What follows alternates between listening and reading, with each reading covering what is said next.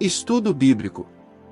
Para começar esse estudo sobre fé, vamos ler alguns textos bíblicos importantes. Ora, a fé é a certeza de coisas que se esperam, a convicção de fatos que se não veem. A fé é a certeza de que vamos receber as coisas que esperamos e a prova de que existem coisas que não vemos. De fato, sem fé é impossível agradar a Deus, porquanto é necessário que aquele que se aproxima de Deus creia que Ele existe e que se torna galardoador dos que o buscam. Sem fé ninguém pode agradar a Deus, porque quem vai a Deus precisa crer que Ele existe e que recompensa os que o procuram.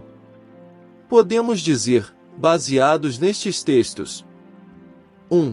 Que a fé é a realização de algo muito difícil, algo fora do meu alcance.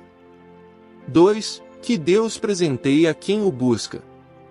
Mas como experimentamos estas coisas? Quando entregamos nossa vida ao Senhor, começamos a vivenciar estas coisas.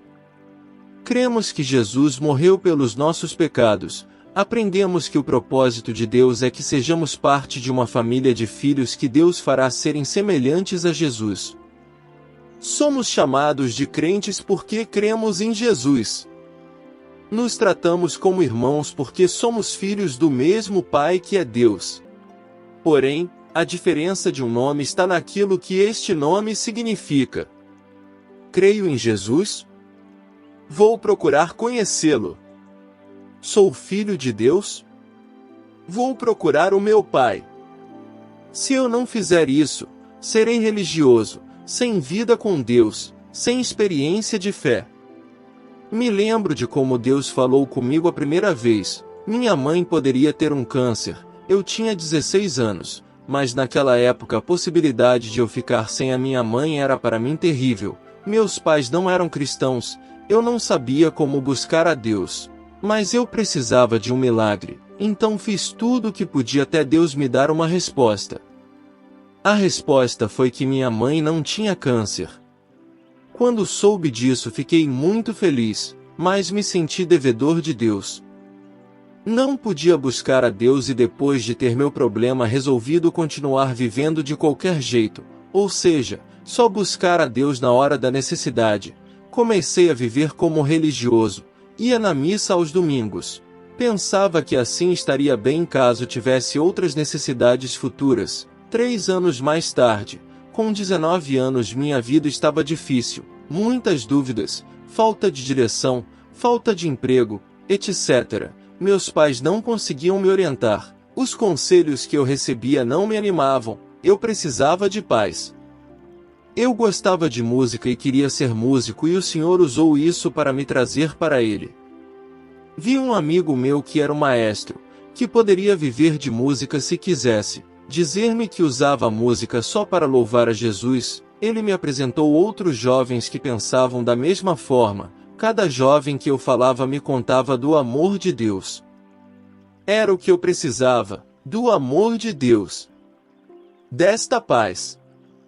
Uma das coisas que me angustiavam era ver alguns colegas meus entrando em faculdades, definindo seus futuros, mas eu não queria estudar mais. Queria trabalhar, mas não tinha emprego.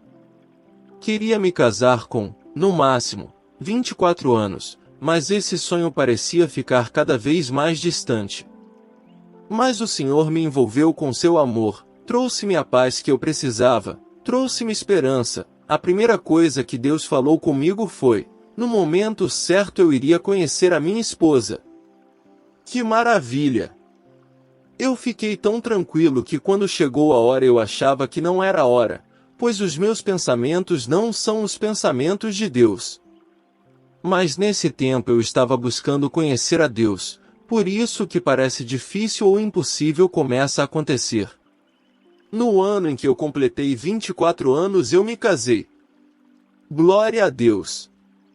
Minha história com Deus não é a história do meu discipulador, não é a história do meu pastor, não é a história do meu filho, da minha filha, é a minha história. Conhecer a história dos meus irmãos me anima porque eu vejo o milagre de Deus se cumprindo na vida daqueles que buscam a Ele. Vejo que Deus é fiel à sua palavra.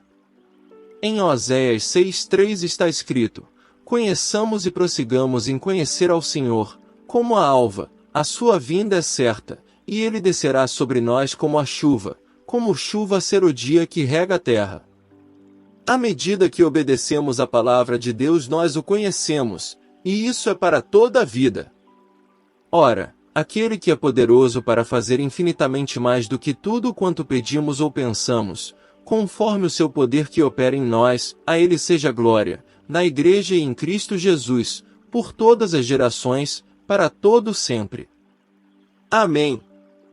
Relembrando, ora, a fé é a certeza de coisas que se esperam, a convicção de fatos que se não veem. De fato, sem fé é impossível agradar a Deus, porquanto é necessário que aquele que se aproxima de Deus creia que ele existe e que se torna galardoador dos que o buscam. Somos predestinados a ser filhos de Deus.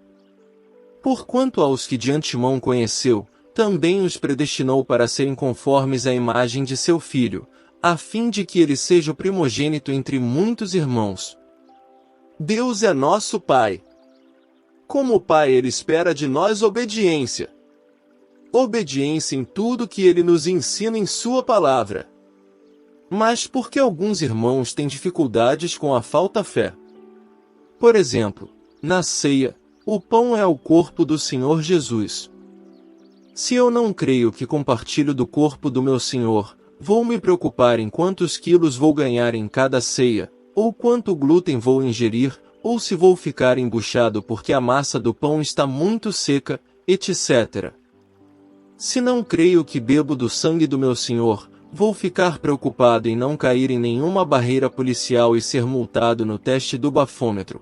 Vou tomar suco de uva na ceia, pois eu já fui alcoólatra, etc. Não é de uma hora para outra que a fé se manifesta, ela se manifesta pela obediência, pelo desejo de experimentar o Senhor naquilo que estamos praticando. A fé é uma certeza. Quando obedecemos a palavra, podemos questionar a Deus, pois Ele é fiel à sua palavra. Ele nos responde de acordo com a sua palavra e não segundo a nossa interpretação. Não é um negócio. É relacionamento de pai e filho. Não importa o que o mundo diz, o que a minha família pensa, eu tenho um compromisso com meu pai, que me presenteia ao mesmo tempo e me ensina sobre ter fé. Deixe seu like, se inscreva no canal e ative o sininho, para não perder nenhuma mensagem do dia. Temos mensagens todos os dias às 5 horas da manhã, e estudo bíblico todos os dias às 15 horas da tarde.